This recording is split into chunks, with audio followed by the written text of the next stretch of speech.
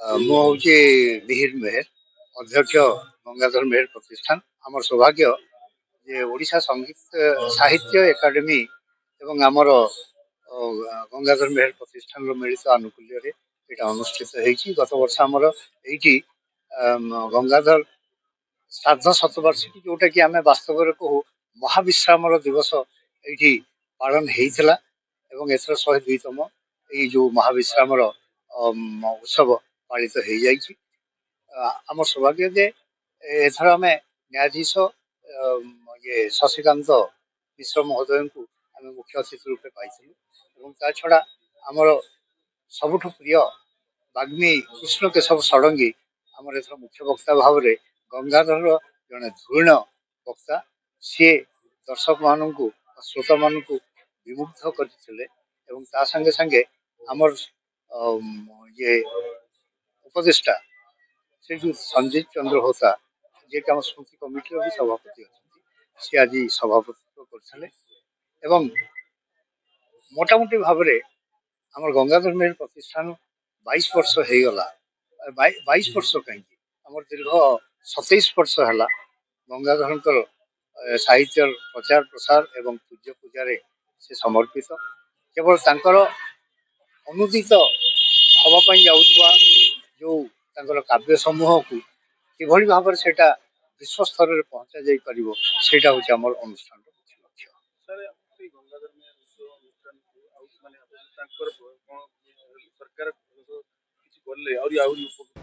ନିଶ୍ଚିତ ଭାବରେ ସରକାର ଏଥିପ୍ରତି ଦୃଷ୍ଟି ଦେବାର ଆବଶ୍ୟକତା ରହିଛି ଏବଂ ଶତବାର୍ଷିକୀ ଉତ୍ସବ ସରକାରୀ ସ୍ତରରେ ପାଳନ କରିବା ପାଇଁ ଗତ ବର୍ଷ ତାଙ୍କର ଗୃହୀତ ହେଇଥିଲେ ମଧ୍ୟ ଏଯାବତ୍ ତାହା ହେଇପାରି ନାହିଁ ଏବଂ ଆମେ ଆଶା କରୁଛୁ ସଂସ୍କୃତି ମନ୍ତ୍ରୀ ଆମକୁ ମଧ୍ୟ କଥା ଦେଇଛନ୍ତି ଯେ ତାଙ୍କ ଶତବାର୍ଷିକୀ ଉତ୍ସବ ସରକାରୀ ସ୍ତରରେ ପାଳନ କରାଯିବ ଏବଂ ଗଙ୍ଗାଧର ସାହିତ୍ୟ ଅନ୍ୟାନ୍ୟ ଯୋଉ ବିଭିନ୍ନ କାର୍ଯ୍ୟକ୍ରମ ଆମର ରହିଛି ସେସବୁ ପ୍ରତି ସେ ତାଙ୍କର ଦୃଷ୍ଟି ଆକର୍ଷଣ କରିଛୁ ଏବଂ ନିଶ୍ଚିତ ଭାବରେ ଆମେ ସେ ଆଶା ଆମର ଫଳବତୀ ହେବ ବୋଲି ଆମେ ଏଇଟା ଗଙ୍ଗାଧର ମେହେରଙ୍କର ରଚିତ ଯେତିକି କାବ୍ୟାଂଶ ଉପରେ ଆଧାରିତ ଏଇ ଅମୃତ ସାଗର ବିନ୍ଦୁ, ଯୋଉଟା କି ଏଇଟା ତାଙ୍କର ଯୋଉ 150ତମ ଜନ୍ମ ଜୟନ୍ତୀ ଅବସରରେ ଏଇଟାକୁ ରେକର୍ଡିଂ କରାଯାଇଥିଲା। ତା ପୂର୍ବରୁ ୟାର ଯେ ମ୍ୟୁଜିକ୍ ଡାଇରେକ୍ଟର ଥିଲେ ଆମର ଶାନ୍ତନୁ ମହାପାତ୍ର ଏବଂ ତାକୁ ଆମେ ୟାକୁ ରୂପ ଦେଇ ନାଟ୍ୟ ରୂପ ଦେଇ ୟାକୁ ବିଭିନ୍ନ ସ୍ଥାନରେ ମଧ୍ୟ ଆମେ ପରିବେଷଣ କରିଛୁ। ଦିଲ୍ଲୀ, କାଲକାଟା, ମୁମ୍ବାଇ ଏବଂ ଓଡ଼ିଶାର ବିଭିନ୍ନ ସ୍ଥାନରେ ମଧ୍ୟ ଏବଂ ତାଙ୍କର ଜନ୍ମସ୍ଥାନ ବର୍ତ୍ତମାନରେ ମଧ୍ୟ ଏଇଟା ଅଭିନୀତ ହେଇ ବହୁତ ପ୍ରଶଂସିତ ହେଇଛି ଏବଂ ୟାକୁ ଆମେ କେବଳ ଭାରତ ସର୍ବଭାରତୀୟ ସ୍ତରରେ ନୁହେଁ, ଆମେ ଏହାକୁ ବିଶ୍ୱ ସ୍ତରରେ ବି ପ୍ରସାର କରିବା ବୋଲି ଆମେ ଚିନ୍ତା କରୁଛୁ। ପଶ୍ଚିମ ଓଡ଼ିଶାରେ ବାଲିରେ ଆମର ଝରା ଜାତୀୟ ମତ୍ସ୍ୟ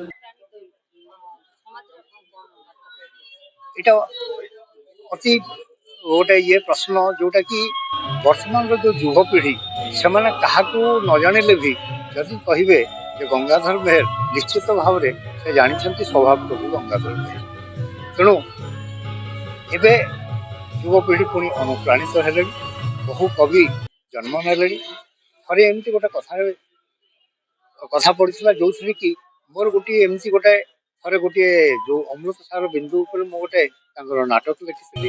ତାର ମୂଳ ତତ୍ତ୍ୱ ଏଇଟା ଥିଲା ଯେ ଯୋଉ ଆତ୍ମାଟି ଆଜି ମହାବିଶ୍ରାମ ନେଇଛନ୍ତି ସେ ସ୍ୱଭାବ କବି ଗଙ୍ଗାଧର ମେହେର, ଆଜି ହୁଏତ ସେ ଆମ ଗହଣରେ ନଥାଇ ପାରନ୍ତି, ପ୍ରତ୍ୟେକ ଜନଜୀବନରେ ପ୍ରତ୍ୟେକ ଯୁବ ହୃଦୟରେ ସେ ଆଜି ଅଧିଷ୍ଠିତ, ସେ ହେଉଛନ୍ତି ସମ୍ରାଟ।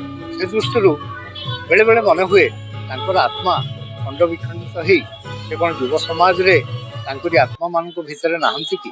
ଯେତେବେଳେ ସେଇ ସବୁ ଯୁବ ସମାଜର ସେଇ ଯୋଉ ବିଖଣ୍ଡିତ ଆତ୍ମା ଏକ ହେଇଯିବେ, ମୁଁ ଭାବୁଛି ସେଦିନ ଆଉ ଜଣେ ଗଙ୍ଗାଧର ମେହେର ନିଶ୍ଚିତ ଭାବରେ ପୁନର୍ଜୀବିତ